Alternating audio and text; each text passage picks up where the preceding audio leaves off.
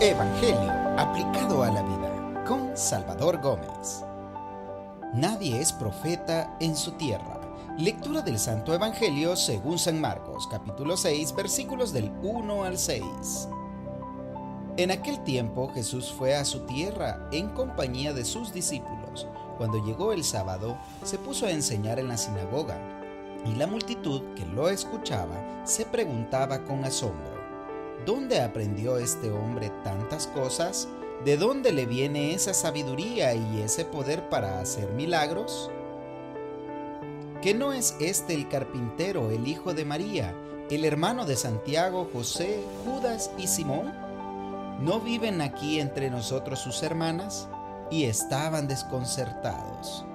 Pero Jesús les dijo: todos honran a un profeta, menos los de su tierra, sus parientes y los de su casa. Y no pudo hacer allí ningún milagro, solo curó a algunos enfermos imponiéndole las manos, y estaba extrañado de la incredulidad de aquella gente. Luego se fue a enseñar en los pueblos vecinos.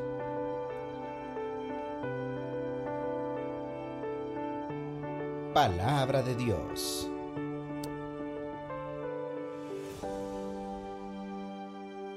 Pasó con Jesús y no debería extrañarnos que a nosotros también nos pase, que aquellas personas que están más cerca, los familiares, los vecinos, los que nos conocen, con los que deberíamos mantener una buena relación por la cercanía, de afecto, de cooperación, sean las personas más difíciles para convivir en paz con ellos. En el caso de Jesús, se debía a que todos los que lo conocían, que conocían su origen tan humilde, no podían entender lo extraordinario que era su sabiduría y sus milagros. En general, siempre es más difícil reconocer lo especiales y extraordinarias que llegan a ser las personas que hemos visto crecer a nuestro lado. ¿Será porque siempre es más grande la envidia entre iguales? Jesús se extraña, pero él sabe que todos honran a un profeta, menos los de su tierra. Cuando hemos decidido vivir nuestra fe con mayor compromiso y expresarla exteriormente con más alegría, con más fiesta, muchos de los familiares y vecinos no estarán de acuerdo, ya que nuestra forma de vivir les parecerá que somos fanáticos religiosos, exagerados y muy ruidosos. Comenzarán por ignorarnos, marginarnos y rechazarnos, pero si nos mantenemos firmes en nuestra fe, algún día van a aceptarnos, a respetarnos incluso, van a valorarnos, a admirarnos y a imitarnos, ya que la mejor defensa de nuestra fe es la felicidad y la constancia con la que la vivimos. Me gustaría terminar aquí la reflexión y animar a perseverar, siguiendo con alegría, vivir nuestra fe sin desanimarnos por los comentarios o rechazos que nos hagan los que no la comparten.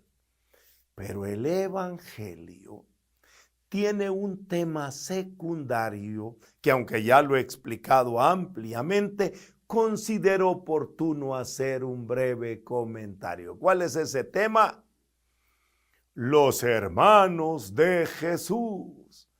El Evangelio dice: ¿no es este el carpintero, el hijo de María, el hermano de Santiago, José, Judas y Simón? ¿No viven entre nosotros sus hermanas?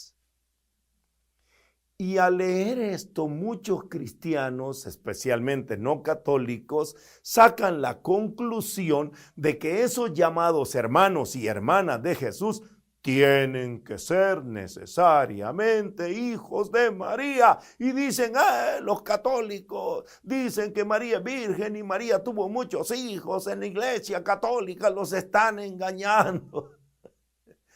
Y empiezan a poner dudas. Por eso quiero hacer un breve comentario.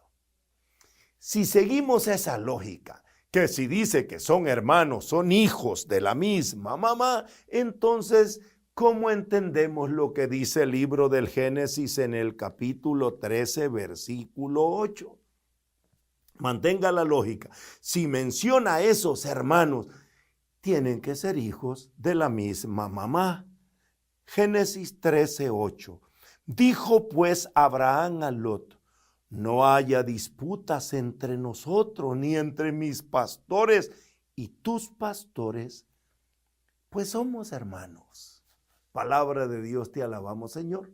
Entonces, podemos concluir que Abraham y Lot, que eran hermanos, son hijos de la misma mamá. Fácil. Pero el Génesis en el capítulo 12, versículo 5, dice algo que nos va a cuestionar. Génesis 12, 5. Tomó Abraham a Sarai su mujer y a Lot, el hijo de su hermano, con toda la hacienda que había logrado y el personal que había adquirido en Harán, y salieron para dirigirse a Canaán. Palabra de Dios, te alabamos, Señor. Aquí se complica, porque dice que Lot era hijo del hermano de Abraham. Y si Abraham y Lot eran hijos de la misma mamá, ¿cómo es que la mamá de Lot tuvo un hijo con su propio hijo? Aquí se vuelve un lío, pero es mucho más sencillo admitir que la palabra hermano en la Biblia no se usa para indicar solamente a los hijos de la misma mamá. Son familiares cercanos, como por ejemplo tíos, primos, sobrinos, como en el caso de Abraham y Lot. Todos sabemos que Abraham era el tío de Lot, que Lot era el sobrino de Abraham, y no nos demos tanta vuelta. De esa manera podemos entender también, como dice el libro de Crónicas en el capítulo 9, versículo 6, que Jeruel tenía, oigan lo que dice, 690 hermanos. Qué increíble. Jeruel tenía 960 hermanos. Así también leemos que el término hermano es usado para referirse a miembros del pueblo de Israel. Ya es una cosa más grande, no solamente consanguíneos, pero de una manera es todo el pueblo de Israel. Como Deuteronomio 15:12 dice, Deuteronomio 15:12, si tu hermano hebreo, hombre o mujer, se vende a ti, te servirá durante 6 años y el séptimo lo dejarás libre. Palabra de Dios. Si tu hermano hebreo, o sea, contrapuesto con otro extranjero que sea esclavo, los demás podrían permanecer esclavos siempre, pero si un hebreo tenía como esclavo a otro hermano hebreo, tenía que liberarlo el séptimo año. Así también Deuteronomio capítulo 22, versículos del 1 al 2, lo explica de esa manera. En el Nuevo Testamento el término hermano se extiende a todos los que profesan la misma fe en Cristo, como lo dice Hebreos en el capítulo 10, en el capítulo 6, versículo 10. Pero no tendría caso seguir explicando el término hermanos en el Nuevo Testamento, que es mucho más amplio que en el Antiguo Testamento. En el Antiguo Testamento sí eran hijos del mismo papá, de la misma mamá, pero eran miembros de la misma familia, tíos, primos, sobrinos, eran incluso miembros del mismo pueblo. Pero volvamos al texto del Evangelio que acabamos de escuchar y veamos que ahí el término hijo de María está usado en singular. Como decía el Evangelio que escuchamos, ¿no es este el carpintero? Él, no dice uno de los hijos, no, dice el hijo de María. Ahora, la palabra hermanos sí está en plural, y hermanos y sus hermanas. En el mismo texto Jesús explica, en esa lógica del Antiguo Testamento, que la palabra hermano tiene todo ese significado. Cuando él dice, todos honran a un profeta, menos los de su tierra, sus parientes y los de su casa. Aquí se encierran todos los hermanos. Todo esto no es tan importante, pero he querido detenerme un poco por aquellos que están, que la Iglesia Católica dice que la Virgen María no tuvo más hijos y la Biblia da hasta la lista de hijos. No, ahí no dice hijos, hijos de María. Ahí dice el hijo de María en singular y hermano. La Biblia da la lista de hermanos de Jesús. Bueno, si les interesa profundizar al respecto, busquen en YouTube el tema ¿cuántos hijos tuvo la Virgen María? Salvador Gómez. Al final del video les dejamos el link para que sigan estudiando. Pero volvamos al tema central del Evangelio. Los que hemos decidido seguir a Jesús, ser sus discípulos, vivir y manifestar con alegría nuestra fe, debemos prepararnos para sufrir el rechazo, el desprecio, la oposición, incluso de los que están más cerca de nosotros y los de nuestra propia casa. Como Jesús lo dice en San Mateo capítulo 10, versículos 34 al 36. Oigan cómo Jesús lo dice. No piensen que he venido a traer paz a la tierra. No he venido a traer paz sino espada. Sí, he venido a enfrentar al hombre con su padre, a la hija con su madre, a la nuera con su suegra, y enemigos de cada cual son los de su casa. Palabra de Dios, te alabamos, Señor. Este es el mensaje central.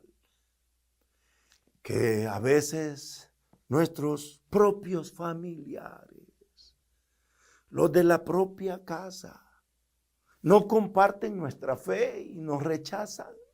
Pero nosotros debemos seguir adelante. Sigamos a Jesús.